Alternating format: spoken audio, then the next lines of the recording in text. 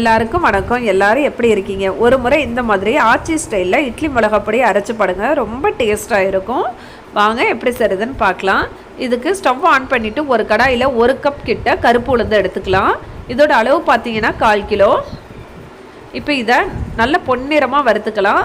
ஸ்டவ்வை வந்து சிம்மிலையே வச்சுருங்க. வேகமாக வச்சிங்கன்னா மேலே சகப்பாக இருக்குமே தவிர தீஞ்சிரும். வாயில் போட்டிங்கன்னா மொறுமொறுன்னு இருக்கணும். இங்கே பாருங்கள், கலர் மாறிடுச்சு. எடுத்துக்கலாம். இப்போது அதே கடாயில் 1/2 கப் கிட்ட கடலைப்பருப்பு சேர்த்துக்கலாம். இதையும் அதே மாதிரி பொன்னிறமாக வறுத்துக்கலாம். இங்கே பாருங்கள் எந்த அளவுக்கு கலர் மாறி இருக்குது, ஆனால் தீயக்கூடாது. இப்போ 1/4 கப்புங்கிறது 125 கிராம் அளவுக்கு கடலைப்பருப்பு. இதையும் இந்த மாதிரி பொன்னிறமாக வறுத்துக்கலாம். இருக்கட்டும். இப்போ இது ரெண்டையும் ஒரே தட்டில் கொட்டிக்கலாம். இப்போது அதே கடாயில் 1 ஸ்பூன் கிட்ட நல்லெண்ணெய் சேர்த்துக்கலாம். எண்ணெய் சூடானதும் 10 ரூபாய் அளவுக்கு கட்டி பெருங்காயத்தை அது கூட சேர்த்துக்கலாம். அதாவது 5லேருந்து 10 கிராம்குள்ளே தான்.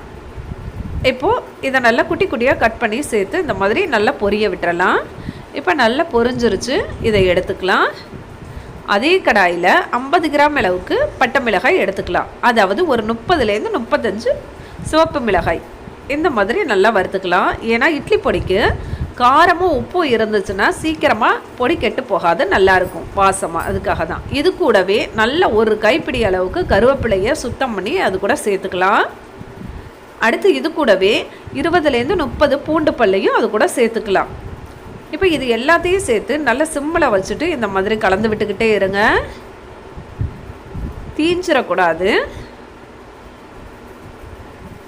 அடுத்து இது கூடவே 1 டேபிள் ஸ்பூன் அளவுக்கு கல்லுப்பு சேர்த்துக்கிறேன். இப்போ இது எல்லாத்தையும் சேர்த்து நல்லா இந்த மாதிரி கலந்து விட்டுட்டு ஸ்டவ் ஆஃப் பண்ணிடுங்க. அந்த சூட்லேயே இருக்கட்டும். இப்போ ஆஃப் பண்ணியாச்சு.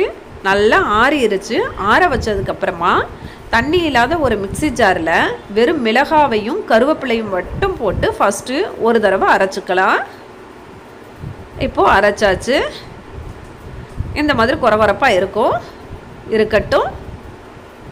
இப்போ அதில் திரும்பவும் நாம் பூண்டு பல்லாம் போட்டு வச்சுருக்கோம்ல, அதை சேர்த்து ஒரு தடவை அரைச்சிக்கலாம். அதுக்கப்புறமா நாம் தனியாக வறுத்து வச்சுருக்கிற அந்த கடலைப்பருப்பு கருப்பு உளுந்து இது ரெண்டையும் சேர்த்து அரைச்சிடலாம். இப்படி அரைச்சிங்கன்னா உங்களுக்கு ஈஸியாக நல்லா மிக்ஸ் ஆகும். அதுக்கு தான். இப்போ இங்கே பாருங்கள், எல்லாத்தையும் ஒன்றும் சேர்த்து நல்லா அரைச்சாச்சு. எந்த அளவுக்கு சூப்பராக பொலபொலன்னு இருக்குன்னு பாருங்கள். எண்ணெய் எதுவுமே கிடையாது.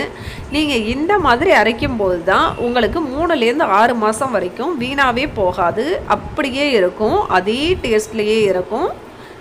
சீக்கிரம் வந்து அந்த பூஞ்சை எதுவுமே வராது.